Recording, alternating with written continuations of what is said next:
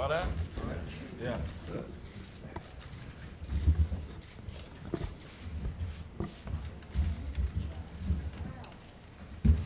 Pretty bright lights. Good afternoon, everyone. I'm Brian Britton, the Director of Media Relations here with the Tigers. I want to thank everyone for coming out. We've got a pretty full room here. First, I'm going to just begin by introducing everyone that we have on the stage. Starting the furthest from me is Scott Boras, who is Prince's representative. The reason everyone is here, Prince Fielder, Mr. Illitch, our owner, our President, CEO, and General Manager, David Dombrokski, and our manager, Jim Leyland. At this point, I'm going to turn it over to David Dombrokski, who is going to begin with a few opening remarks. Thank you, Brian. Thank you to everybody for being here. It's a very special day for the Detroit Tigers organization and our fans, everybody in the community, that we can introduce such a fine player to join our ball club, our community, the excitement surrounding it.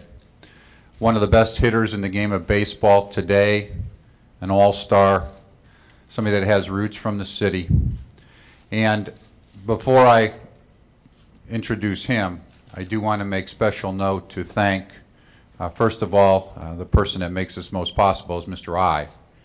And without this, without his support, we not only wouldn't have the organization, but we wouldn't be here today for everything that he did here. To Scott Boras, Prince's representative, what he did. A special tip of the cap to John Westhoff, our Vice President of Baseball Legal Counsel, who gets involved in this and all these negotiations. We all work very closely together and to provide this very exciting time for the city.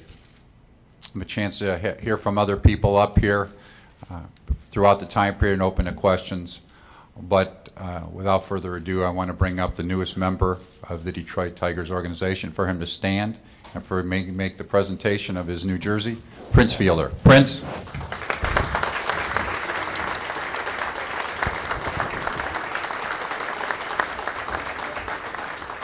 Jay, David, why don't you guys, can you guys come on up? You want to come on up here? Nope? Come on, man. You want to? All right.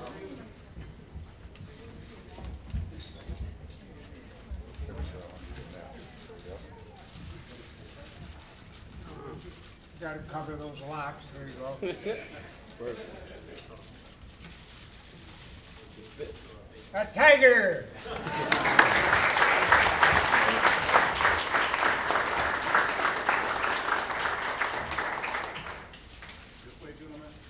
How's my hat look? Is good? Pretty. Nice.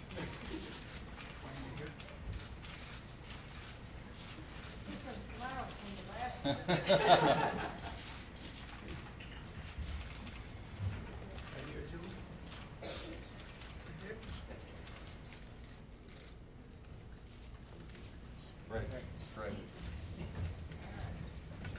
Chanel, maybe do you have a moment that you could come up?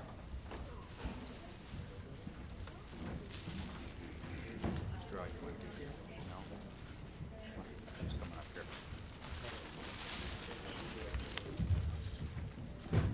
Oh, there she is. On behalf of the Tigers. A very, very important part of this team. We all know how important a wife is, especially in sports. So it gives me great pleasure. Thank you.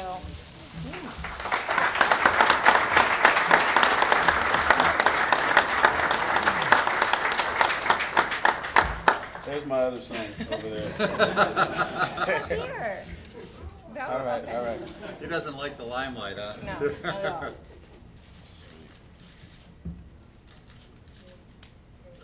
Excited? Smile. All right, great. Thank you. Thank you. You want to stay up here? Hey, You can stay up here if you want. Come on up. You can stay up here. This is awesome. Go ahead, Mr. I. You want to say? Okay. I think Mr. I is going to say a couple words before we turn it over to Prince. I'd just like to mention that we were talking about a few minutes ago in the cigar room there that I was mentioning to the people I was who I was with, that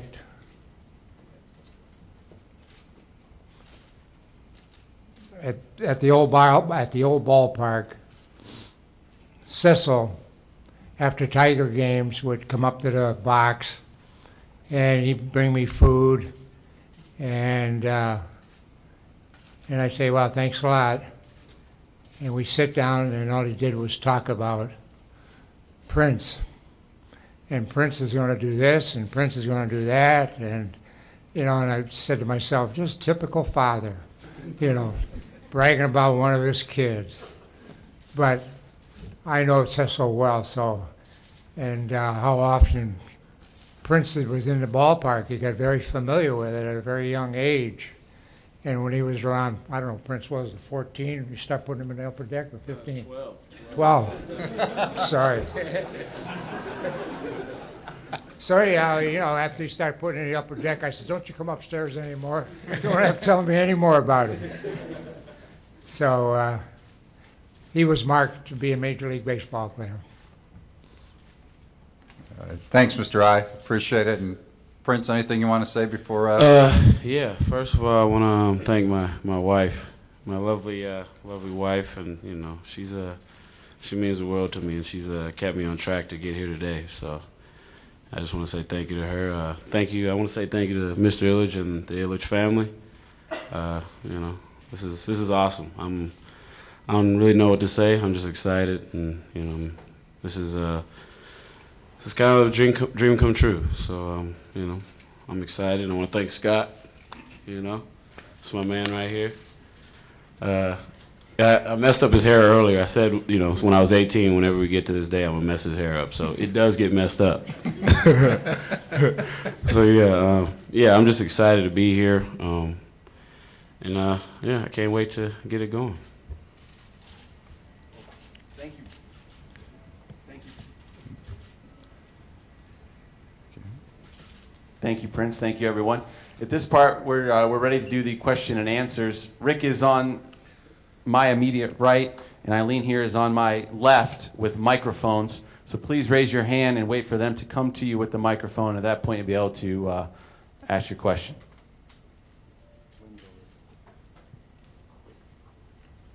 Ryan? Prince, Ryan Armani from Fox 2 in Detroit.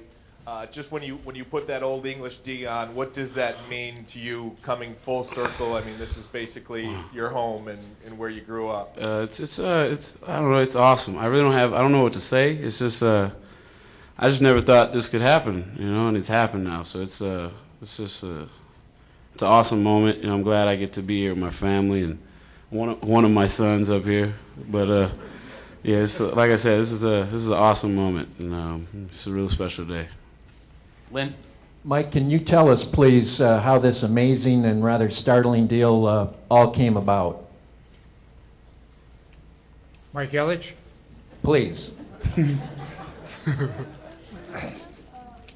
Well, it came about when Martinez got injured, and we sat down, Dave and I and some of the other key people in the organization, about how we're going to handle this. And I got a little dizzy because this person would move in here and this person would move there. And we got Rayburn here. We got to fill in for this one, that one. And I got thinking, I says, they're all going to have pressure on them to be able to match that 320 batting average, 100 RBIs, and they're going to have to feel pressure filling that slot. I mean, I don't want to run into that. I was telling Dave that I feel a lot better if we could just totally solve it. And then when he gets back, I think we'll have a very, very explosive team. So that's really how it got going. And then I decided to, I always wanted to Prince because we just missed them by 1 in the draft. Milwaukee picked them just before us. I had talked to Dave about it, you know, and we were ready for it, but it didn't happen. So it's always been on my mind over the years. Of course, I followed him very closely, and I saw what he did in Milwaukee was unbelievable. And so I said, you know, I went to Dave and I said, you know, I think we should go after Prince, and all right, let's make an effort and see if we can get him. And then after that, it's a long story. I think Wojo had the next question. Just to follow up to that, Mike, did anybody tell you you're crazy to commit $214 million, or did you have any pause at all about the commitment required to get Prince Fielder? Well, I've made a few moves in sports. I've got a couple guys, it's a smaller sport, on 9-year deals. I got Franzen and, who's the other guy? Franzen? Zetterberg. And that's working out beautiful. And I know this is a lot more money, but I go by my instincts like everybody else does in business. And my instincts told me that this is going to work out fine. And I'm not going to worry about it. I know what Prince can do, and you know, he'll give it 100%, but he gives 120. So he'll give 120%, and that's all you can ask of anybody. And I'm happy, and I feel very confident that things will work out. And if that's just how I feel about it. I feel good about it. I don't have any concerns. I'm not nervous about it. I know there's probably something wrong with me there, but so anyhow, it's a green light. Michael Rosenberg, the next question. Yeah, for Prince, do you expect to play first base? And when you went into free agency, were you determined that you would be a first baseman and not a designated hitter? I mean, yeah, that's what I was before I went into free agency. So, you know, obviously that's what I had in mind. So, yeah. Tom Gage has the next question. This is for Scott. Scott, even last week during the caravan, the signals were that there wasn't going to be a fit for this. Who initiated it, and when did you realize that there was going to be a fit? Well, we were talking with John Westhoff regarding Max Scherzer and working out his contract, and John, in his own way, he teases me a good bit sometimes in these processes. So he goes, you know, would Prince Fielder be interested in a 1-year deal? And I said, he would, for 9 years. And so he laughed, and we kind of went around, and then when Dave and John called me on the phone, the next day, I suddenly realized that John was not, you know, they wanted to know more about the process, and that's really how it began. So I'll lean back behind you as a question. Hi, good afternoon. I'm Kyla from TV20. I have a question for Mr. Fielder and Mr. Illitch and Mr. Dombrokski. How do you feel about the fans' reactions to the announcement? It wasn't even official yet before there was an outpour on social media and word of mouth that you were coming, and it was such a positive thing. How do you feel about that? How do you all feel about that? Well, I'm excited. I'm glad that you know, people are excited for me to come here. That means a lot, because you know, when you come somewhere, especially you know, with this kind of you know, this kind of deal, you know, you want to be welcomed, and you want people to, you know, welcome you in. So I'm just happy that people want me to be here, and I'm happy to be here.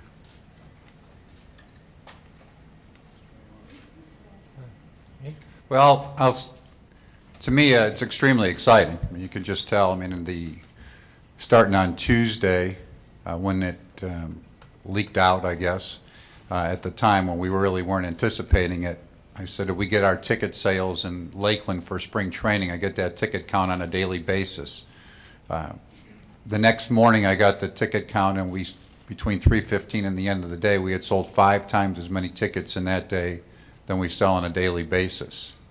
The same thing was true yesterday, and we haven't even officially announced it. Our ticket department was here till 8:30 on Tuesday night without a full-time announcement, answering the phones for season ticket orders. And so it's just tremendous. We have great fans. We have tremendous fans. They love the Tigers, and they love, in particular, a great club, too. And we have a good club, and then you add Prince to that.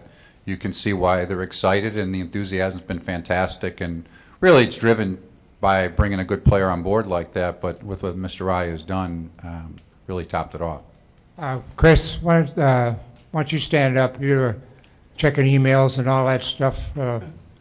Let the people know how you got hit.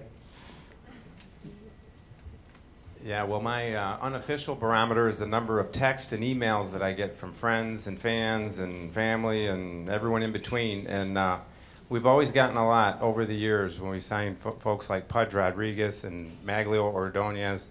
But for Prince Fielder, it was off the charts. And that's when I knew the excitement in the community was very high, which is a lot of fun and exciting, really, for everybody in our community. Next question we have is from Jeff Rieger. Yeah, this one's for Jim. Jim, could you just kind of talk about the pleasure of penciling in a guy like Prince Fielder in your lineup card? And also the rumors are now that Miguel Cabrera would go to third. How confident are you that he can play that position? Well, I'm not concerned at all. I think, Mr. Illitch and Dave have given me a lot of nice pieces to this puzzle. It's my job, along with the coaches, to figure out how to put that puzzle all together. I don't think that's going to be an issue whatsoever. It's a pretty nice problem to have. I think Miguel Cabrera is going to play third base. Make that perfectly clear today. Obviously, we're going to start in spring training. I feel very comfortable with it. I think that we need to, right from the get-go, shoot straight from the hip. He's not going to have the agility defensively, most likely, that Brandon Inch had. But, you give up a little something, but you get a whole lot in return. We're going back to the old-fashioned baseball. We got big-time power on the corners. And not only with Prince and Miguel, but also potentially with Brennan Bosch and Delman Young. So putting the puzzle together is not going to be a problem. Whenever you have great players, it's a real nice problem to have. And everybody's already asked me all about the pressure. If you can't handle it by the time you're 67, you don't belong in the business. You might also talk about how you did talk to Miguel beforehand, how he... Yeah, my process is a little bit different, obviously, than Mr. Illich's and Dave. But I do have to talk to the players. I did talk to Miguel. He's 100% on board. He feels real good about it. He's going to shed a little bit of weight. I hope not too much. I think a couple of years ago he got a little too thin. So he's going to take care of that. I also have spoken to Brandon Inge, who I basically apologized to that this got out on the airwaves, obviously prior to us wanting it to.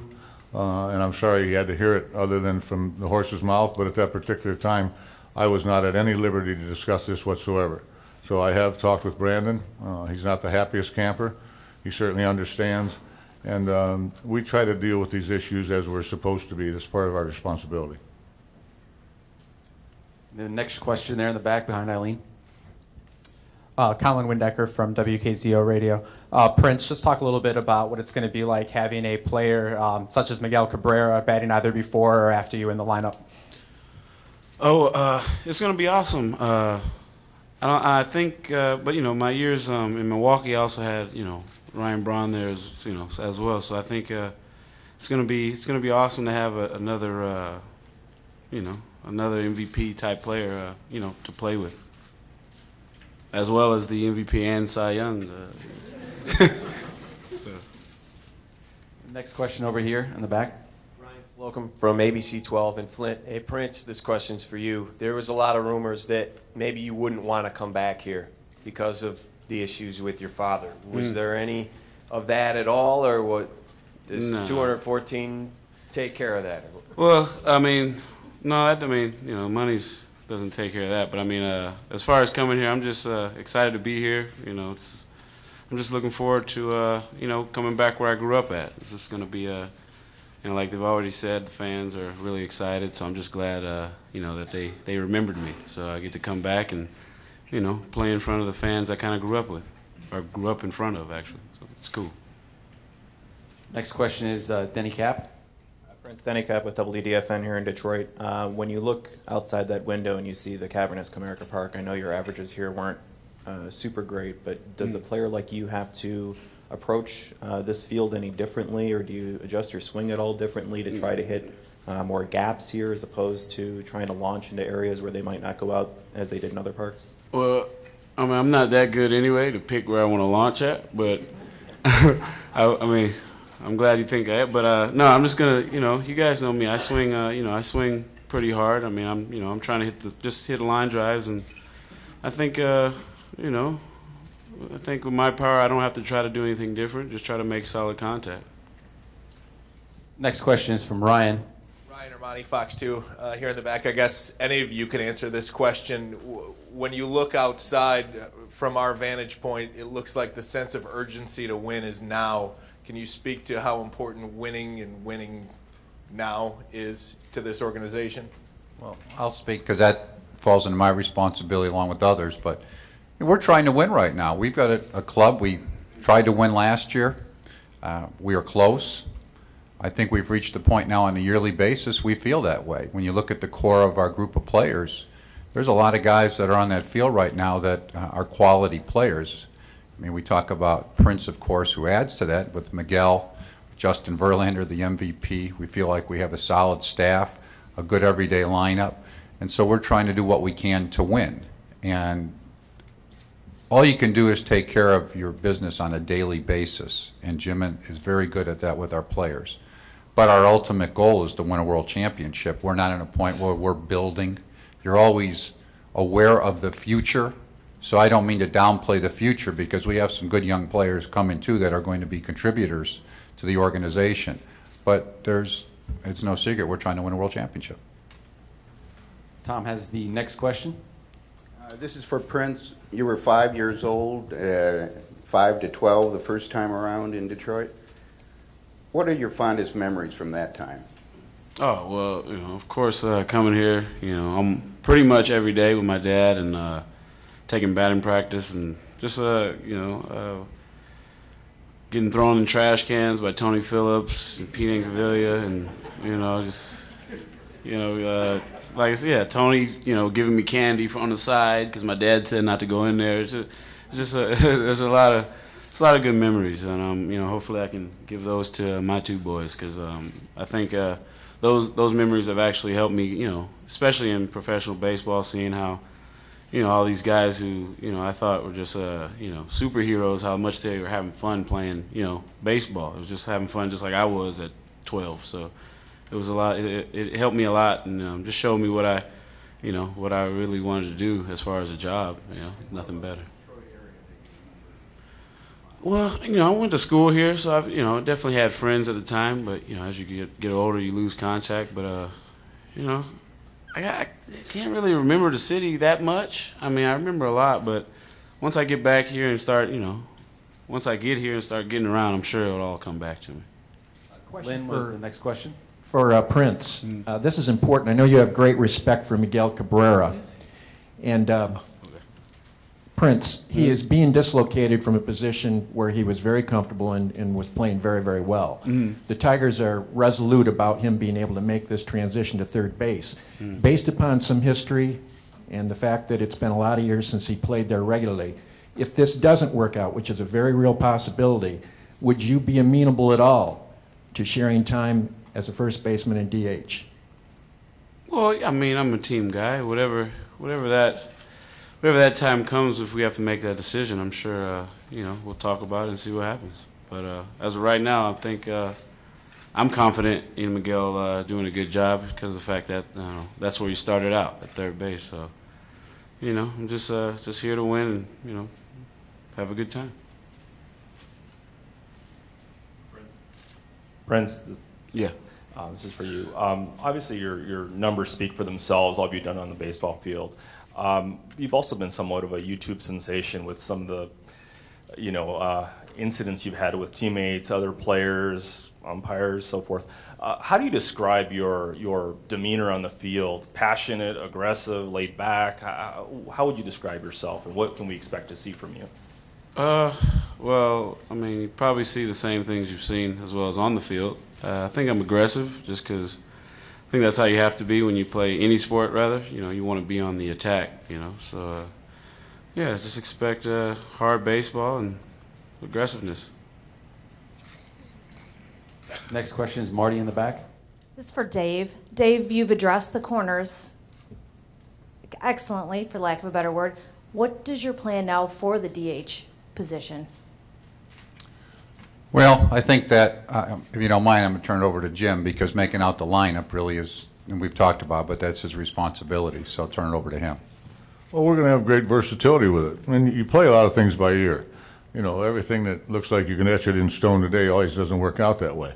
But during the course of the season, there are days when players have a little nagging injury where you'd like to give them a little blow, but you still want their bat in the lineup. So we're going to have tremendous flexibility with this roster. It's going to be a very fun roster to manage, and I don't think the DH is any problem. I could give you several different ways I could go today. I've written down many, many lineups already, and it's amazing because in every lineup that I've written down so far, Cabrera and Fielder are in that lineup.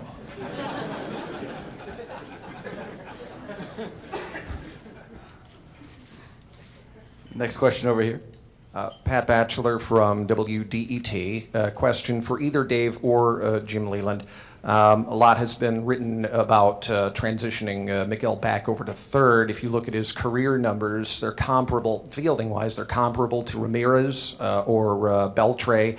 Are people too worried about that, do you think? I mean, are they just over-concerned about it? I think so. I think that what you have to understand is that this is what I believe I have in Miguel Cabrera at third base. I think I have a tremendous set of hands that could actually play anywhere in the infield and catch a ground ball. And I think I have one of the best arms in baseball. So what your concern is because of the size of Miguel, is his athleticism going to be as good coming in on bunts? Is his range going to be maybe as good as some of the better third basemen? That's probably not going to happen. But I think when he gets himself at the weight that he wants to be at, I think his first step is very quick. I think his hands are absolutely tremendous. And I know for a fact that his throwing arm is one of the best in baseball. It's kind of got hidden in the first base position. But it is a tremendous throwing arm. Next question is from Terry. Prince, Terry Moore, Metro Networks. Two-part question. Talk about the big adjustments that you have to make going from one league to the other, and also talk about the pressure of the contract that you've got, just trying to live up to that contract. As far as the league, it's going to be an adjustment just because I haven't seen all the pitchers in this league. But as far as but then it's still baseball in the end, so I think.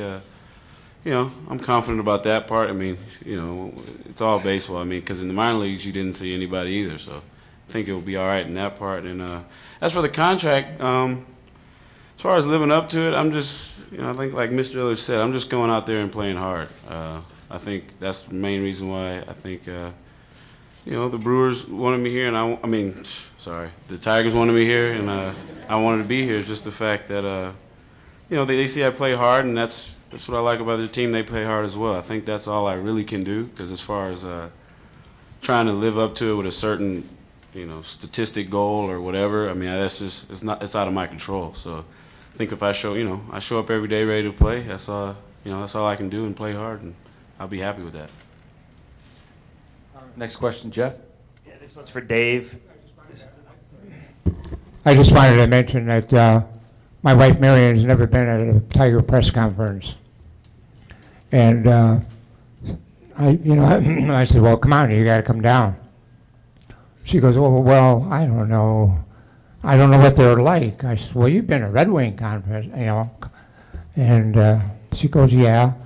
So I want you, and plus, I just felt that she had to be here. And I want you to stand up and look around and see the size of this. Stand up and take a look.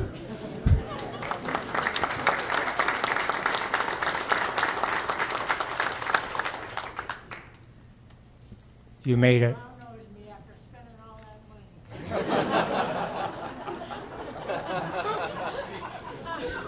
She said I'm brown nosing because I spent all that money.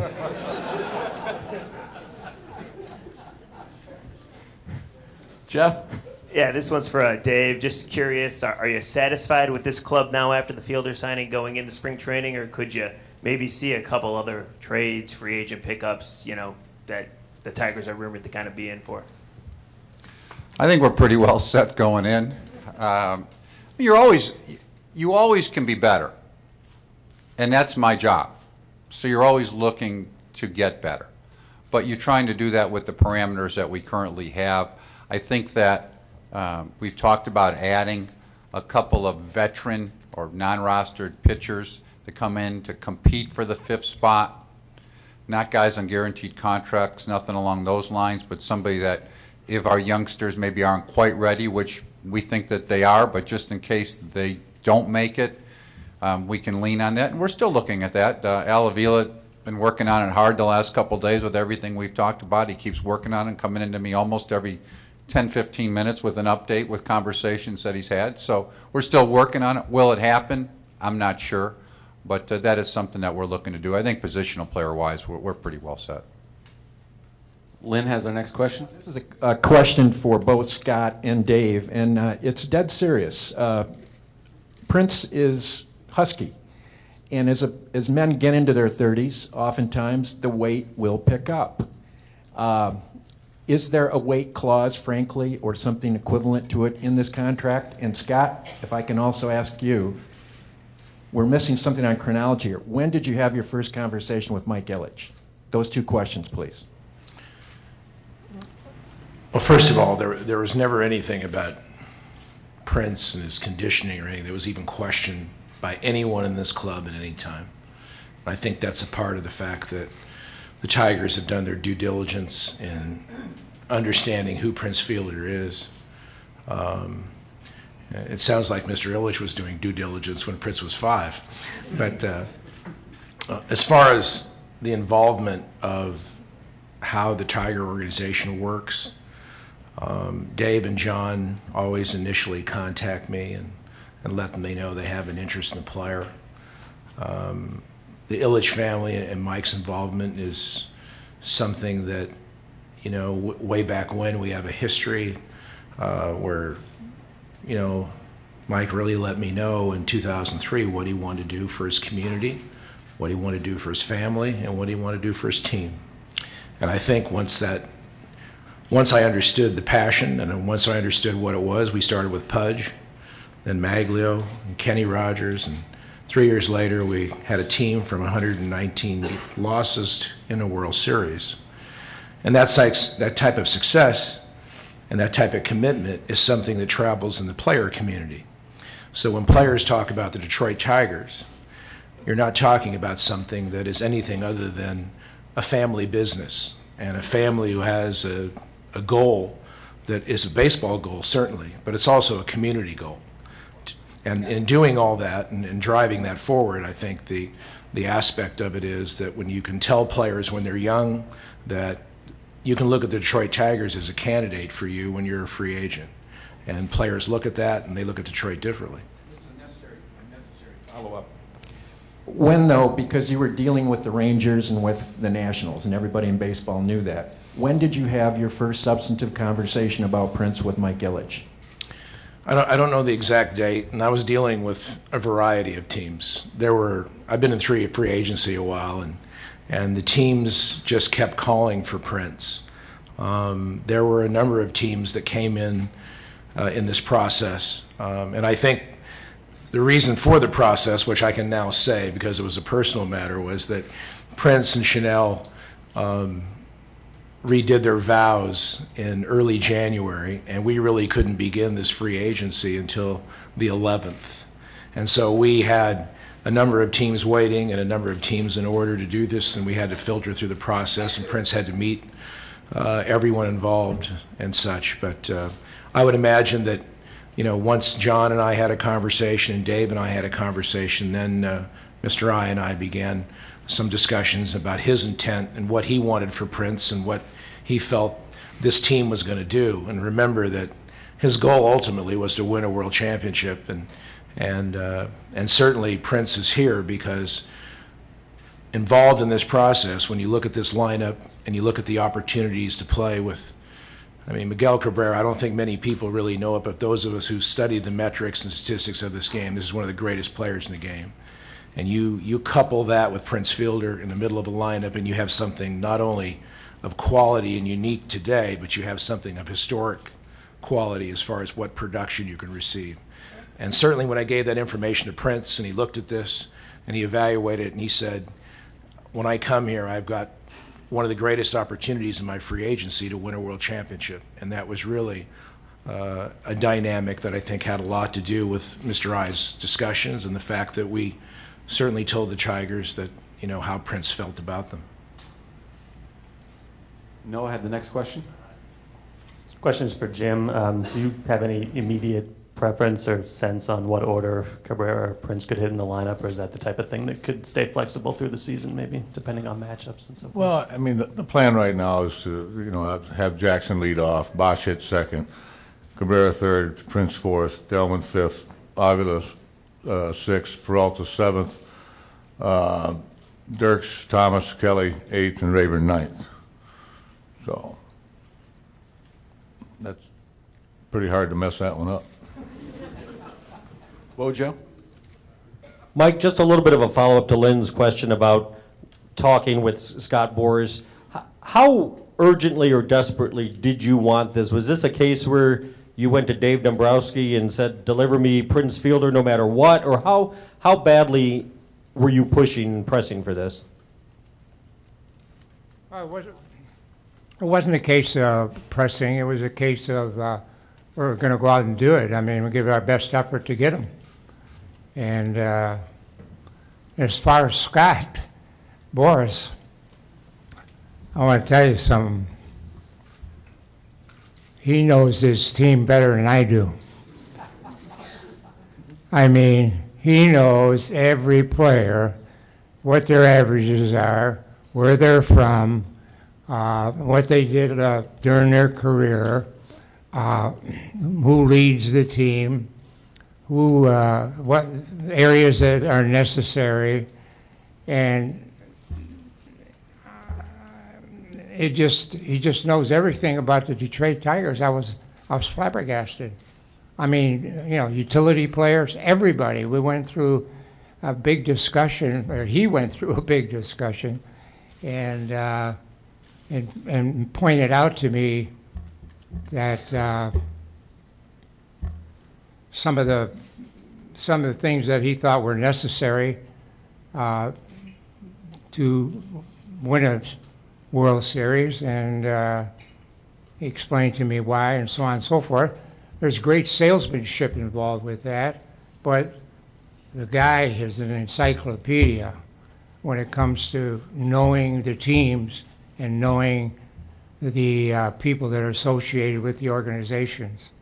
So I got a lot of good information from him. I put the sales aside and I listened to the common sense approach that he has and the knowledge he has about the game. He's extremely knowledgeable. Ryan?